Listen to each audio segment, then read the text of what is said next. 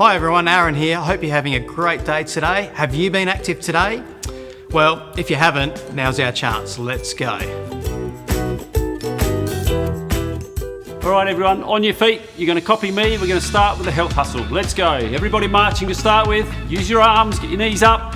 Great effort, great start. And we're going to move into some jumping. That's it.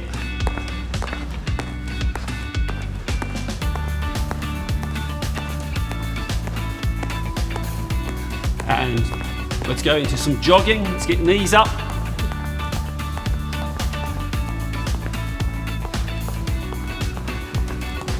Hang in there. Some side to side jumping. These are the bunny jumps, or kangaroo jumps. Good work, keep going. You all know these are star jumps. Great job.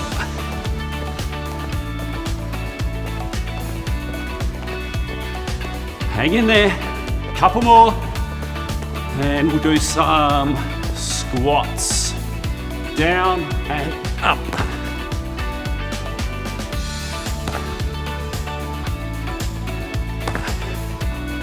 Well done. Hang in there. 2 more.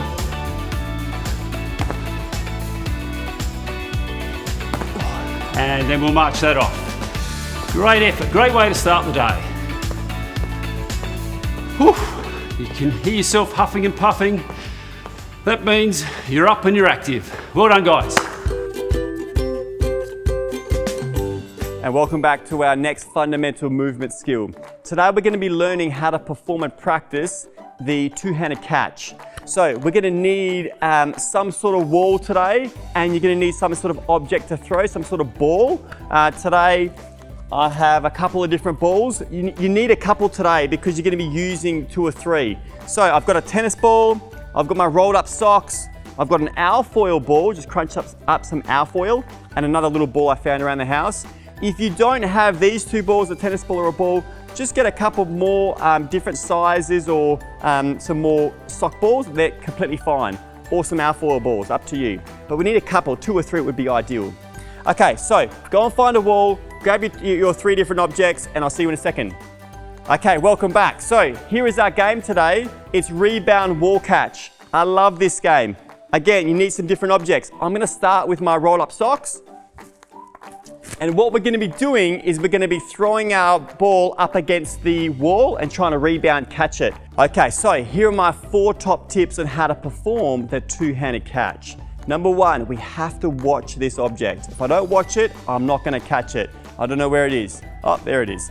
So, the second thing, we have to move our body and our hands towards the object too. So watch. As I throw this, I'm gonna be looking, I'm gonna be moving, and I'm gonna put my hands towards the object. So move my body and my arms towards. Once I'm here, I wanna bring it to my chest. Really important we bring it nice and safely to our chests. So, they're the 4. Look and move my body and my hands and bring it to my chest. Now, the last little tip I need to show you is around our fingers. So we want to use our W fingers, or our fingers point to the sky, or we use our V fingers, fingers to the ground, depending if it comes from our tummy up or our tummy down. So if it comes from our stomach to our heads, we're going to use our W catches, using our W fingers because it's above our head. If it comes down low, I'm going to use my fingers to the ground technique, my V fingers. Okay, so let's give it a go. So here's our wall, here's our balls. I'm going to start with my sock balls. So throwing, trying to catch with my W fingers, my fingers reach to the sky, or my V fingers down to the ground. Let's see how you go. So we're going to try and bounce. I'm catching with my W's there, nice and low. There's my V's. I'm going to move along the wall as I go. Oh, there's my W, because it's nice and high. Nice and low, there's my V fingers. And we're going to go back again. We're going to do this a couple of times to try and practice our V or our W two-handed catches. As you can see, my knees are slightly bent too. I'm trying to get my V fingers or my W fingers in place to catch it, bring it to my chest. So I've got a couple of balls here. I'm going to try the alfoil ball now. So you can grab a different ball too. You may have a smaller sock ball. Let's go again. So Here we go. Feet fingers. Bring it to my chest. Chest. Chest. If you want a bit more of a challenge, try and do it really, really fast. So, really fast. See how you go. Bring it to your chest. Oh, that was a hard one. All right, guys. Hope you had some fun with that one. We'll see you again soon. Stick around. We've got Aaron coming up next. See you soon. Today we're going to practice our balance and posture. Can you think of any activities or things in life that require you to have a great balance and a great posture? All right, so the first thing I'm going to invite you to do, I want you to have a go at these activities, and I want you to do your best, and I want you to see if you can do them slowly with control. There's no rush with these. Okay, so let's set up, and we're going to bring our feet together and our hands on our hips. And very, very slowly, I want you to raise one leg in the air so that you're balancing on the other leg. And see if you can get the knee about as high as your hips. And my other leg's wobbling a little bit.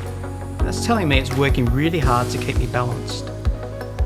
For those of you who want an extra challenge and think this is pretty easy, see if you can close your eyes and do this. That's really challenging for me.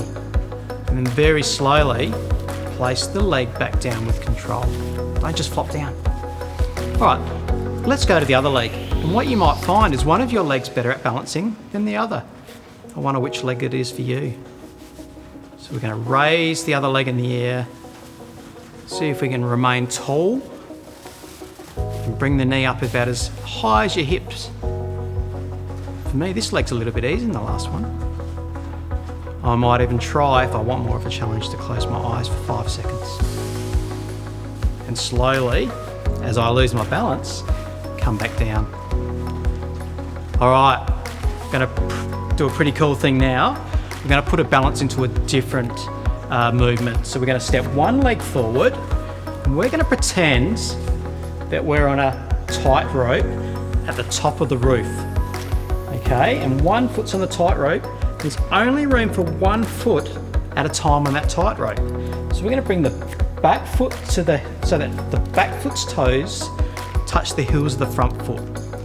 And now for me, just doing that and seeing if I can stand as tall as I can is a little bit challenging, and that's okay.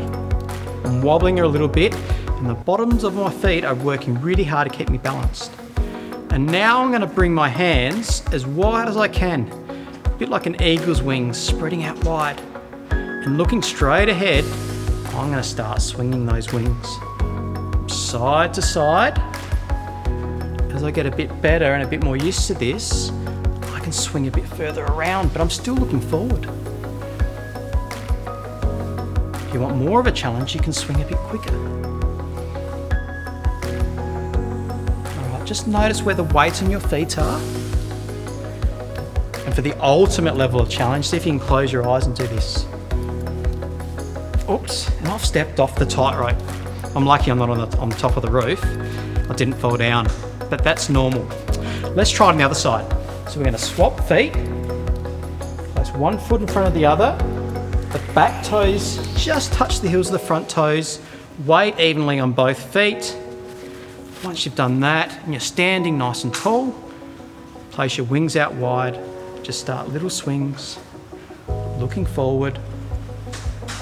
The little swings get a bit bigger, should feel nice. Staying in control of your body.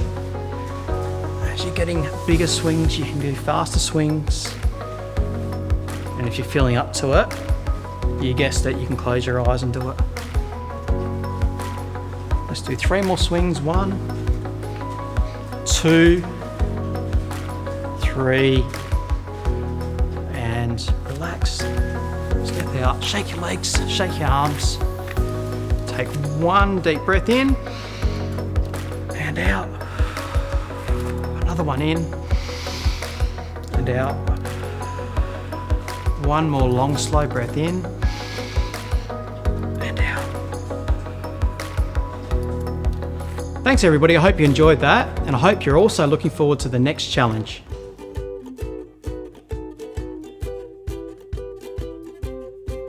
Today, we're going to be doing a game that has been around for years when children have always been able just to go out and play. It's going to test your agility and your movement skills. Let's get into it. So what I have set up is some household items that are generally straight and long and placed a couple of, or 1 or 2 steps apart. Today I've used skipping ropes, I've used ropes and a rolled up towel. Anything that you're not going to trip over. Right, so a round cricket stump may be a little bit dangerous because you might trip over it. And you can do this on your own, or if you've got a brother or sister to do this with, you can also do this challenge with them. The way the challenge works is you start behind one of the objects, and one person at a time has to step over these objects, 1 step in between each of these objects without touching them. If you've done that successfully, you've earned yourself a reward. Now that reward is, you can move any of the other straight objects forwards or backwards except the first one. So we're going to keep the purple towel there, and I might decide that I'm going to move this green skipping rope here. So I'm going to place it down here. Now the only rule here is there's got to be at least 1 foot's width between them. You can't go any closer. It makes it a little bit more challenging, a little bit too challenging. So then the next person would go, or if you're on your own, you'd have another go again. And I'm going to step over. You can go sideways if you want. Oops, a bit of a longer step. And I've done it again. I've earned myself a reward again. The great thing about this activity, it's different every time. Sometimes, as you get further distance between, you need a bit of a run up. You might have to leap in between. Other times, you might have to step slowly, carefully, and with control. It's really entirely up to you to set your own challenge. So I'll leave it up to you now. For the next 15 minutes, you challenge yourself and have a go at this activity and see how you go. Thanks for your time, everyone. We'll see you next time.